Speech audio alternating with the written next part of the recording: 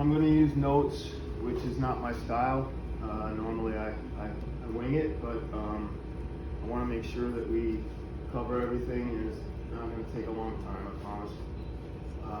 But I do want to use some notes, so forgive me. This is going to be really hard, so I appreciate your patience. Thank you very much for being here today. It's unbelievably overwhelming to see the support for Dad that's here, and I now know what speed dating is like, because having 200 conversations to last 20 seconds is what we've been up to so far. I'm going to use a couple days back. We lost a massive pillar in our family and in this community here in Mound. David Harry Eiss, or as our kids, his grandkids like to say, Eiss. David Harry Eiss. I guess they think it sounds cooler or something. His middle name is for his hero. That's his dad, Harry. And he left way too early, in his mid-40s, early 40s even. And Dad made it to 81. For those of you that don't know me, I'm Andrew David Eiss, and I'm the youngest son of Dave Eiss. No? Okay, there's a typo. I guess I'm the oldest son of Dave Eiss, and maybe now I just am the old son of Dave Eiss, because it feels that way after this experience. I'm here with my younger brother, who I love with all my guts, Jonathan David Eiss. Our dad was our hero. Also here are our wives, Jennifer and Kelly, along with his 4 grandkids, Cassidy, Drew, Fisher, and Griffin. Along with his sister, his brothers, nephews, and nieces, and other extended family. It's hard to believe the incredible irony of this event. And maybe this has been said before, these types of things. I'm sure it probably has. I haven't been to a lot of them. But Dad would have loved to be here today. You all know that. This was his idea, the best time ever. A gathering with dozens and dozens of his family and friends all at once. He truly loved to engage. He wanted to hear about your dreams, your struggles. He loved to share his as well. And I believe he was absolutely in the moment when he communicated with others. It's rare. He talked about so many of you so much, so often to us. And he loved many of you more than you probably know. Our dad was not a religious man, though as an aside, he was an evangelist about what he believed was the correct diet. Those of you know him, know what I'm talking about. He was, for example, quick to point out that he had not had a hamburger in 30 years, while you just bit into that beautiful pork chop, shaming you a bit. So he was a minister. He was a food preacher. Truth is, he may have been called a so-called atheist, but most knew him as agnostic. Right, Roger? Right. Yeah. He was this way. He was this way. He used to say, because he had to watch his father disintegrate before his eyes while he was 15, 16, 17 years old, from a strapping man to nothing, basically, and die. And so he said, well, why would God do that? It doesn't make any sense. It's not logical. And as we all know, and as I've told him, and John's told him too, God's not always logical. As we laid him to rest, we talked about God, and we asked for God's kindness in handling Dad. to understand that he literally preached a tangible purpose, and that was the golden rule.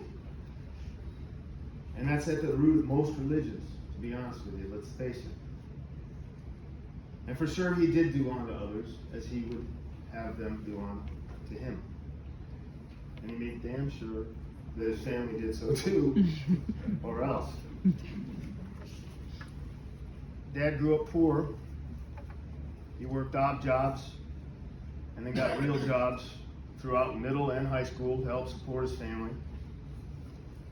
He was asked actually to leave his house before he graduated from high school because they didn't have enough money. He went to live with his best buddy Jerry Hall, who I'm sure is here, but I haven't seen yet. Is he? I haven't seen him. Maybe he can't do it. And his mom took him in with loving arms, even though they weren't very well off either. You know, this is 3 points. You know, I love 3 points, but back in the day. So he was a leader and an athlete at Mound. He got a scholarship in the ROTC program as a scholar athlete at Knox College in Galesburg, Illinois. He was a stud athlete. And he made it through and went on to serve his country in Germany for 2 years. And this is where I was born, by the way. The reason I bring all this up is, and John really wanted me to mention this because it's very important, is that Dad gave back. For all the gifts and help that he received, he gave back. He was the best friend to Halsey his whole life. Jerry and many others could always find a shoulder to cry on, a listener to empathize, and a best friend to laugh with. He also created an endowment fund at his alma mater, Knox College, giving multiple scholarships each year to deserving students. And as you all know, he was an ardent supporter of Mound High School until the day he died. As hard as this has been, we actually feel kind of lucky about a couple of things. First, for the overwhelming part, we don't feel like we didn't say what we wanted to say while he was here. And I know I don't speak for everybody, but for the most part, you know, yeah, there's little things that weren't said, like, you know, is the gas fresh for your lawnmower? But the big things were on the table, you know, love. And so we spent so much time together that we did get to say a lot of things. We did, and so even though we were spread out all over the country. And Dad, of course, didn't leave anything on the table because he's a talker. He didn't leave anything unsaid. And ironically, as you guys know, he would usually give the side eye to folks that were talkers. But he was the worst of them all. And how many of you experienced this? He would tell you a really good story 4 or 5 times, over and over, thinking you'd never heard it before. Am I right? And I guess that's love. I suggest everyone here say everything you can, because you never know. Another reason we feel lucky about Dad passing is that he passed peacefully in his sleep just a few feet from Lake Minnetonka, a place you all know he loved. It was a big surprise to all of us since he was an ox, and he had a lot of plans. He had a lot of plans for the next week, 6 months from now, 2 years from now, 5 years from now. But maybe he had to go back to Mom, who's been patiently waiting for him in heaven since 2006. Indeed, his passing in his sleep was exactly how he described he would like to go. His biggest fear was being a burden to any of us. He was selfless in many ways.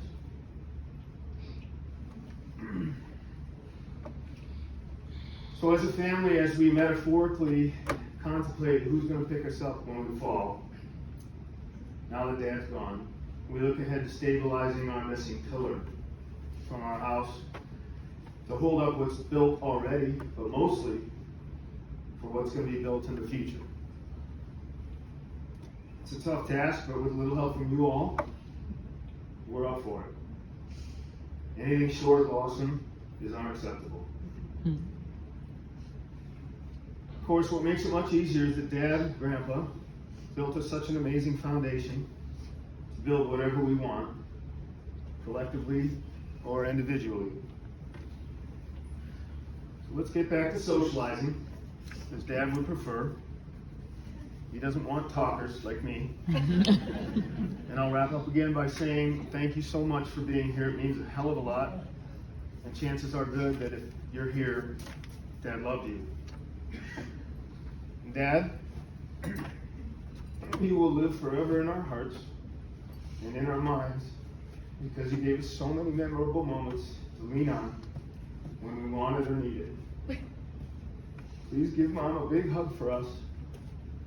And go ahead and give God a kiss. It's okay.